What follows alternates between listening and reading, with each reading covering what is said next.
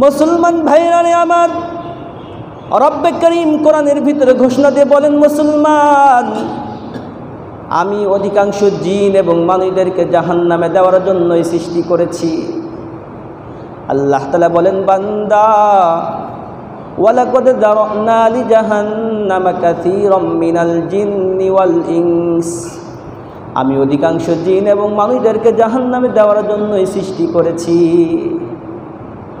এই আয়াতে একটা কথা বলেছেন, অধিকাংশ জিন এবং মানুষদেরকে জাহান্নামে দেওয়ার জন্যই সৃষ্টি করেছে।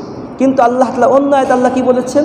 আল্লাহ বলছেন, ওয়ালাকাদ কাররামনা বানি আদম ওয়া হামালনাহুম ফিল বাররি ওয়াল বাহর ওয়া রাযাকনাহুম মিনাত তাইয়্যিবাতি ওয়া ফাদ্দালনাহুম আলা কাসীরিম মিম্মান খালাকনা তাফযীলা।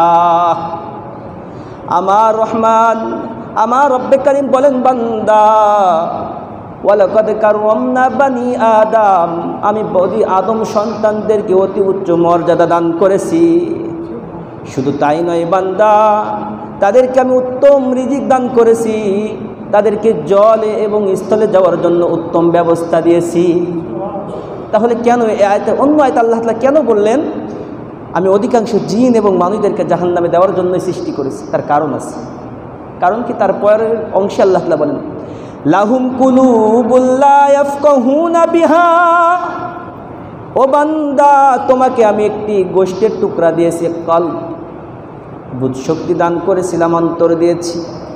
তুমি ওই অন্তর দ্বারা বুঝ শক্তি দিয়ে ভালো কিছু বোঝো নাই, ভালো কিছু বোঝা সত্ত্বেও সেই জিনিসটাকে গ্রহণ করো নাই।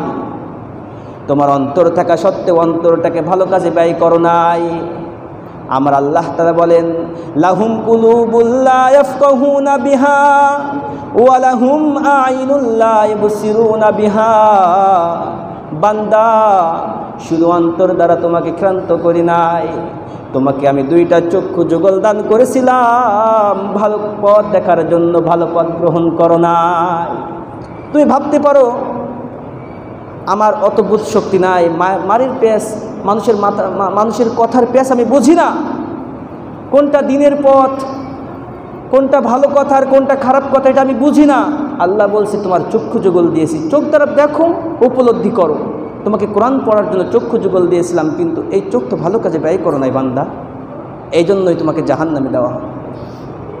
আল্লাহ কি বলেন তার পরের অংশে? বলছেন, ওয়ালাহুম আযানুল লা ইয়াসমাউনা বিহা, ও বান্দা, তোমাকে আমি কান চোখ দ্বারা ক্ষান্ত করি নাই, তোমাকে দুইটা করে কর্ণযুগল দিয়েছিলাম, ভালো কিছু শোনার জন্য আমল করো নাই। তুমি কি জানো, যাদেরকে কলব দেওয়া সত্ত্বেও কলবটাকে ভালো পথে ব্যয় করলো না, ভালো কিছু বুঝলো না, চক্ষু যুগল দেওয়া সত্ত্বেও ভালো কিছু দেখলো না, কর্ণযুগল দেওয়া সত্ত্বেও ভালো কিছু শুনলো না।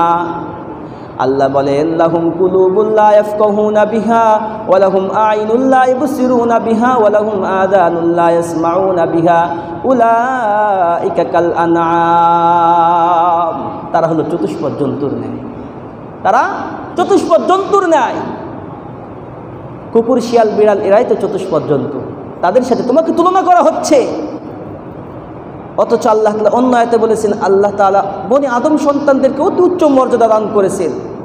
এক আয়াতে আল্লাহ তাআলা বলেছেন তারা চতুষ্পদ জন্তুর ন্যায়। শুধু তাই নয়, উলাইকা হুমুল গাফিলুন, তার চেয়েও নিকৃষ্ট, তার চেয়েও নিকৃষ্ট।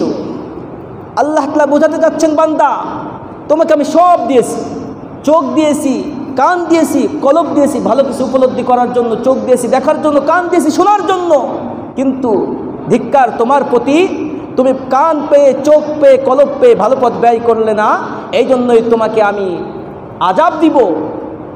কারণ ভেতরে একটা উপলব্ধি আসা দরকার, একটা খারাপ কাজ করার পরে উপলব্ধি আসা দরকার। এই জন্য তো বলা হয়েছে, যদি কোনো ব্যক্তি ভালো কাজ করার পরে খারাপ কাজ করে, তখন তার ভিতরে একটা অনুশোচনা আসে, হাই, খারাপ কাজটা করে ফেললাম, আল্লাহ হয়তো বা মাফ করবে, আল্লাহ তুমি আমাকে মাফ করে দাও, এমন ক্ষমা চাওয়া দরকার, এমন ক্ষমা চাওয়া আমাদের দরকার। এই জন্য আল্লাহ বলছেন যে আমি তো তোমাদেরকে সদা সর্বদা তোমাদের অপেক্ষায় থাকি, তোমরা কখন আমার কাছে ক্ষমা চাইবে, আমি তোমাদেরকে মাফ করে দিব। সুবহানাল্লাহ। ক্ষমা কেমন করে চাইবেন? আপনি ভাবতে পারেন আল্লাহ তাআলা আমি ক্ষমা চাইলে কি ক্ষমা করবে? আল্লাহ তাআলা বলছেন, হ্যাঁ, ফাকুল তুস্তাগফিরু রব্বাকুম ইন্নাহু কানা গফফারা। আমি হলাম সিরিয়াস ক্ষমাশীল, আমার কাছে ক্ষমা চাইতে দেরি, আমি মাফ করতে দেরি করব না। সুবহানাল্লাহ, আমার কাছে ক্ষমা চাও, আমি ক্ষমা করে দিব সাথে সাথে। তামবিহুল গাফিলিন নামক কিতাবে এইটা বোঝানোর জন্য একটি ঘটনা নিয়ে আসা হয়েছে। মদিনার ভিতরে এক যুবক, এই ঘটনাটা বলেই পয়েন্টটা শেষ করব। মদিনার ভিতরে এক যুবক অলিতে গলিতে এমনভাবে কান্না করতেছে, তার কান্নার ভঙ্গিমা যেই দেখতেছে তার চোখেই পানি চলে আসছে। তাহলে কান্নার কেমন কাইফাতে কান্না করতেছে চিন্তা করে দেখেন। এমনকি সাঙ্গে দিলের মানুষ হযরত ওমরে ফারুক রাদিয়াল্লাহু তাআলা আনহু এই যুবককে দেখলেন। যুবককে দেখার সাথে সাথে হযরত ওমরে ফারুক রাদিয়াল্লাহু তাআলা আনহু বললেন, মা ইয়াবকিকা শাব, হে যুবক, তোমাকে কোন জিনিসে কাঁদায়, আমাকে একটু বলো দেখি, তোমার কান্নার কারণটা কি? যুবক চোখের পানি ছেড়ে বললেন, হে ভাই ওমর, আমার কান্নার কারণ তোমাকে বলে লাভ হবে না। আমি এমন একজন গুনাহগার, আমি এমন গুনাহ করেছি, হয়তোবা আমার এই গুনাহ আল্লাহ তাআলা ক্ষমা করবেন না। হযরত ওমর ফারুক রাদিয়াল্লাহু তাআলা আনহু বললেন, ভাই, তোমার জন্য আমি কি করতে পারি বলো, তোমার কান্না থামানোর জন্য আমার করণীয়টা কি হতে পারে, আমাকে একটু জানায় দাও। যুবক চোখের পানি ছেড়ে বললেন, ভাই ওমর, আমার চোখের পানি যদি থামাইতে চাও, আমাকে দো জাহানের বাদশাহ সরওয়ারে কায়নাত হযরতে আরবি সাল্লাল্লাহু আলাইহি সাল্লাতু ওয়াসসালামের দরবারে আমাকে নিয়ে চলো। হযরত ওমর ফারুক রাদিয়াল্লাহু তাআলা আনহু যুবককে সাথে নিয়ে নবীর দরবারের পাশে গেলেন। হযরত ওমর ফারুক বললেন, ইনতাদির সা, এখানে কিছু সময় অপেক্ষা করো, আমি নবীর অবস্থা দেখে আসি, হাল হাকিকত দেখে আসি, কি অবস্থা, নবী কোন হালতে আছেন। হযরত ওমর ফারুক রাদিয়াল্লাহু তাআলা আনহু নবীর দরবারে গেলেন। নবীজি দেখলেন যে ওমরের চোখে পানি। নবীজি বললেন, মা ইয়াবকিকা উমর, হে ওমর, তোমাকে কোন জিনিসে কাঁদায়? হযরত ওমর ফারুক রাদিয়াল্লাহু তাআলা আনহু চোখের পানি ছেড়ে দিয়ে বললেন, ইয়া রাসূলুল্লাহ, মদিনার এক যুবকের কান্নার ভঙ্গিমা দেখে আমার চোখে পানি চলে আসছে। ইয়া রাসূলুল্লাহ, ইয়া হাবিবাল্লাহ, যুবক এমনভাবে কান্না করে বুক ফেটে যায়। তাকে জিজ্ঞেস করলাম, তোমার কান্নার কারণ কি, তুমি কি করেছো? সে যুবক বলে, আমি এমন গুনাহ করেছি, হয়তোবা আমার আল্লাহ তাআলা আমাকে ক্ষমা করবেন না। নবীজি বললেন, তাকে নিয়ে আসো আমার দরবারে, দেখি তার কি অবস্থা। নবীজি জিজ্ঞেস করলেন, যুবক, তোমার কান্নার কারণ কি? যুবক কোনো কথা বলে না। যুবক শুধু কান্না করে, বুক ফাটায় কান্না করে, এমনভাবে কান্না করে যেমন কলিজা বাহির হয়ে যাবে। নবীজি বললেন, আরে যুবক, তোমার কান্নার কারণটা বলো, আমি শুনি, দেখি তোমার গুনার কারণটা কি, গুনার ওজনটা কেমন হতে পারে। যুবক বললেন, ইয়া রাসূলুল্লাহ, আমার গুনাহ হয়তোবা আমার আল্লাহ তাআলা ক্ষমা করবেন না। নবীজি এবার বললেন, যুবক, তোমার গুনাহ কি আল্লাহ তাআলার আরশের চেয়ে বড়? যুবক বলল, ইয়া রাসূলুল্লাহ, হয়তোবা আমার গুনাহ আল্লাহ তাআলার আরশের চেয়ে বড়। নবীজি বললেন, হে যুবক, তোমার গুনাহ কি আল্লাহ তাআলার কুল কায়নাতের চেয়ে বড়? যুবক বলল, ইয়া রাসূলুল্লাহ, হয়তোবা আমার মনে হয় আমার গুনাহ আল্লাহ তাআলার কুল কায়নাতের চেয়ে বড়। এবার রাসূল আরবি সাল্লাল্লাহু আলাইহি সাল্লাতু ওয়াসসালাম বললেন, যুবক, তোমার গুনাহ কি আল্লাহ তাআলার রহমতের চেয়ে বড়? এরপরে যুবক চুপ হয়ে যায়, যুবক আর কথা বলে। কিছু সময় পর তার গুনার আবৃত্তি দেওয়া শুরু করে। তার গুনার কারণটা কি, কি পরিমাণ গুনাহ করেছে, সে কি এত গুনাহ করেছে, এভাবে কান্না করে। যুবক চোখের পানি ছেড়ে বললেন, ইয়া রাসূলুল্লাহ, আমি হলাম একজন কাফন চোর। কি চোর? কাফন চোর। আমার জীবিকা নির্বাহ হয় একটি কাফন চুরির মাধ্যমে। ইয়া রাসূলুল্লাহ, আমি মানুষের চক্ষু যুগল ফাঁকি দিয়ে রাতের আধারে কবরস্থ ব্যক্তিকে খুঁড়ে আমি 3 টুকরো 4 টুকরো কাপড় বাহির করে এনে বাজারে আমি বিক্রয় করে আমার জীবিকা নির্বাহ করি। ইয়া রাসূলুল্লাহ। নবীজি বললেন, তারপরে কি হয়েছে? যুবক বলল, ইয়া রাসূলুল্লাহ, ইয়া হাবিবাল্লাহ, এভাবে আমার জীবন জিন্দেগি চলতে থাকে। এমন কি ইয়া রাসূলুল্লাহ, কিছুদিন আগে আমি শুনলাম মদিনার অদূরে একজন সুন্দরী তরঙ্গানা নারীকে দাফন করা হয়েছে। ইয়া রাসূলুল্লাহ, এই খবর শোনার সাথে সাথে রাতের আধারে চলে যায় কবরস্থানে। কবরস্থ নারীকে যখন আমি বাহির করি, 5 টুকরো কাপড় যখন হাতে টেনে নিই, ইয়া রাসূলুল্লাহর সাথে সাথে কেমন যেন শয়তান আমাকে ধোঁকাই দিয়ে বলে যে, হে যুবক, তোর জিন্দেগিতে মনে হয় এমন সুন্দর নারী কখনোই দেখিস নাই, টর্চ লাইটটা লাগাই দেখতে পারিস। ইয়া রাসূলুল্লাহ, ইয়া হাবিবাল্লাহ, শয়তানের ধোঁকায় পড়ে আমি যখন লাইটটা ওই নারীর দিকে লাগাইলাম, দেখলাম যে হ্যাঁ, আসলেই সুন্দর তরঙ্গানে একজন নারী আমি জীবনেই দেখি নাই। শয়তান আমাকে কেমন যেন সাওয়ার করে ধোঁকা দিল, বলল, এখন যদি তোর যৌবনের চাহিদা মিটাইস তোকে কেউ বাধা দিবে না, এখন চাইলে তুই কর্ম করতে পারিস, খারাপ কাজ করতে পারিস, কেউ তোকে বাধা দেওয়ার জন্য আসবে না। ইয়া রাসূলুল্লাহ, আমি শয়তানের ধোঁকায় পড়ে আমার যখন কাজ শুরু করে দিলাম, খারাপ কাজ শেষ করলাম, কমপ্লিটলি কাজ শেষ করে চলে আসবো, এমন অবস্থায় কেমন যেন পেছন থেকে আমাকে কে ডাক দেয় আর বলে, হে যুবকে কি করলি, এতগুলো মুর্দার ভিতরে আমাকে কাপড় বস্ত্রহীন করে দিলের যুবক, হে যুবকে তুই কি করলি, কাল কিয়ামতের ময়দানে কি আমাকে নাপাক অবস্থায় আল্লাহর দরবারে উঠাইবি। ইয়া রাসূলুল্লাহ, আওয়াজ শোনার সাথে সাথে আমি ওই কাফন ওখানেই ফেলে সামনে পড়ি আর উঠি, সামনে পড়ি আর উঠি, এভাবে আমি চলতে থাকি আর বাসায় যাই নাই। আমার মনে হয় আমি যে পরিমাণ গুনাহ করেছি, এই গুনার ক্ষমা মনে হয় আমার আল্লাহ তাআলা আমাকে করবেন না। এই হলো আমার গুনাহ ইয়া রাসূলুল্লাহ। নবীজি শুনে বললেন, আসলেই তো তোমার গুনাহ মারাত্মক পর্যায়ের গুনাহ।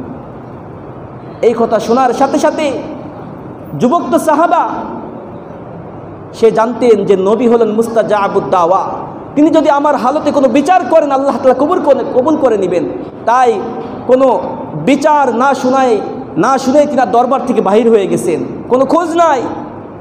চলতে চলতে একদিন, 2 দিন, মাস পেরিয়ে 40 দিন চলে যায়, ওই যুবকের কোনো খোঁজ নাই। মুহতারাম হাজিরিন, যুবকের কোনো খোঁজ নাই। 40 দিন পরে হযরত জিবরাইল আলাইহিস সালাতু ওয়াস সালাম নবীর কাছে এসে বললেন, ইয়া রাসূলুল্লাহ, ইয়া হাবিবাল্লাহ, আল্লাহ তাআলা আপনাকে 3টা প্রশ্ন করার জন্য আমাকে পাঠাইছেন। কয়টা প্রশ্ন? 3টা প্রশ্ন। হযরত মুহাম্মদ আরবি সাল্লাল্লাহু আলাইহি সাল্লাতু ওয়াস সালাম বললেন, হ্যাঁ ভাই জিবরাইল, কি প্রশ্ন আমাকে বলো। হযরত জিবরাইল আলাইহিস সালাতু ওয়াস সালাম বললেন, ইয়া রাসূলুল্লাহ, আল্লাহ তাআলা বলেছেন সমস্ত পৃথিবীর মানুষকে আপনি সৃষ্টি করেছেন না আমার আল্লাহ তাআলা সৃষ্টি করেছেন। কে সৃষ্টি করেছেন? হযরত আরবি সাল্লাল্লাহু আলাইহি সাল্লাতু ওয়াস সালাম এই কথা শোনার সাথে সাথে চোখে পানি ছেড়ে দিয়ে বললেন, ভাই জিবরাইল, আবার কেমন প্রশ্ন? সমস্ত মানুষকে তো আমার আল্লাহ তাআলা সৃষ্টি করেছেন, এমনকি আমি মুহাম্মদকেও তো আল্লাহ তাআলা সৃষ্টি করেছেন। দ্বিতীয় প্রশ্ন, ইয়া রাসূলুল্লাহ, ইয়া হাবিবাল্লাহ, সমস্ত মানুষকে রিজিক দাতাকে আপনি নাকি আমার আল্লাহ তাআলা? আমার হাবিব বললেন, ভাই জিবরাইল, সমস্ত মানুষকে তো আল্লাহ তাআলাই রিজিক দেন, এমনকি আমি মুহাম্মদকেও তো আল্লাহ তাআলাই রিজিক দেন। আমাদের রিজিক দাতা কে? আল্লাহ। কে রিজিক দাতা? আল্লাহ তাআলা। এরপরে বললেন, ইয়া রাসূলুল্লাহ, ইয়া হাবিবাল্লাহ, দুনিয়ার ভিতরে যখন মানুষ গুনার কাজ করে, গুনাহ করে ফেলে, গুনাহ ক্ষমা কি আপনি করবেন নাকি আমার আল্লাহ তাআলা করবেন? বুঝতে পেরেছেন নবীজি কোথায় আঘাত লেগেছে, কোথায় বলতে চাচ্ছে কথাটা। তখন নবীজি বললেন, সব তো আল্লাহ তাআলাই ক্ষমাশীল। তখন হযরত জিবরাইল আলাইহিস সালাতু ওয়াস সালাম বললেন, জিবরাইল আলাইহিস সালাম বললেন, ইয়া রাসূলুল্লাহ, ইয়া হাবিবাল্লাহ, 40 দিন পূর্বে একজন যুবক আপনার দরবারে একটি গুনার শিকায়েত করার জন্য আসলো, আপনি কি তাকে জানেন? তার খোঁজ জানেন? বলল, না, আমি তার খোঁজ জানি না। হযরত জিবরাইল আলাইহিস সালাম বললেন, সেই যুবক তো আপনার দরবার থেকে কাঁদতে কাঁদতে মদিনার উচ্চ পাহাড়ে গিয়ে আল্লাহ তাআলার সেজদায়, আল্লাহ তাআলার একেবারে সেজদায় পড়ে গেছে আর বলতে চাই, আল্লাহ, আই রব্বে কারীম, যদি আমার সাধ্য থাকতো, আমার ডানা থাকতো, আমি উড়ে আপনার আরশে আজিমে আপনার পায়ে সেজদা দিয়ে আমার গুনার জন্য ক্ষমা চাইতাম। আই আল্লাহ, আমার সাধ্য মতো আমি উঠেছি, অনেক উঁচাতে উঠেছি, আমি আর এর বেশি উঠতে পারবো না। আই আল্লাহ, আমি যে গুনাহ করেছি হয়তো আপনি ক্ষমা করবেন না, আই আল্লাহ, আপনি আমার গুনাহ ক্ষমা করে দিন। তাই আল্লাহ তাআলা তার উপর এত পর্যায়ে খুশি হয়েছে, এত সাংঘাতিক পর্যায়ের খুশি হয়েছে, তাকে সুসংবাদ দিন যে আমার আল্লাহ তাআলা তার সমস্ত গুনাহ খাতাকে মাফ করে দিয়েছেন। সুবহানাল্লাহ। এই জন্য আল্লাহ তাআলা বলেন, ফাকুলতুস্তাগফিরু রাব্বাকুম ইন্নাহু কানা গফফারা। ও বান্দা, তুমি যদি আমার কাছে ক্ষমা চাও, আমি সমস্ত গুনাহ খাতাকে তোমার সমলে মোচন করে দিব। এই জন্য কবি বলেন, মা ইসনাহু আহলে জমি আপনি খতা সে, তাকদীর বদল জাতি হে মুস্তারক দুআ সে। নিরাশ না হও জগৎবাসী দেখে তোমার গুনার পাহাড়, অধীর হয়ে চাইলে ক্ষমা পাল্টে যাবে ভাগ্য তোমার। এই জন্য ভাই খোলাসা কথা এটাই যে আল্লাহ তাআলা তোমার কলব দিয়েছে উপলব্ধি করার জন্য, তোমার চক্ষু যুগল দিয়েছে ভালো কিছু দেখার জন্য, কর্ণ যুগল দিয়েছে ভালো কিছু শোনার জন্য। সুতরাং কলব থাকতে আপনি বুঝতেছেন এটা গুনাহ, আল্লাহর কাছে ক্ষমা চান। অন্তরে এই পয়দা হতে পারে শয়তান এই ওয়াসওয়াসা দিতে পারে তুই যে গুনাহ করেছিস করেই যা, তোর এই গুনাহ হয়তো মাফ করবে না। না, শয়তান তো সদা সর্বদা আপনাকে ধোঁকাই দিবে। এই জন্য আল্লাহর কাছে ক্ষমা চাইতে হবে। আল্লাহ তাআলার কাছে ক্ষমা চাইলে আল্লাহ তাআলা সমস্ত গুনাহ খাতা আল্লাহ তাআলা মাফ করে দিবেন। এই জন্য আল্লাহ তাআলার কাছে ক্ষমা চাইবেন, বেশি বেশি করে ক্ষমা চাইবেন। ক্ষমা চাইলে আল্লাহ তাআলা অবশ্যই আল্লাহর বান্দা হিসেবে আপনাকে আল্লাহ তাআলা মাফ করে দিবেন। এই জন্য আমরা বেশি বেশি করে আল্লাহ তাআলার কাছে ক্ষমা চাইব এবং অন্তর থেকে আল্লাহ তাআলার কাছে ক্ষমা চাইব সদা সর্বদা। যাই হোক আস্তাগফিরুল্লাহ আস্তাগফিরুল্লাহ আস্তাগফিরুল্লাহ, কিছু হয়ে গেলে আল্লাহ তাআলার কাছে ক্ষমা চাইব। ওয়া আখির দাওয়ানা আলহামদুলিল্লাহি রাব্বিল আলামিন।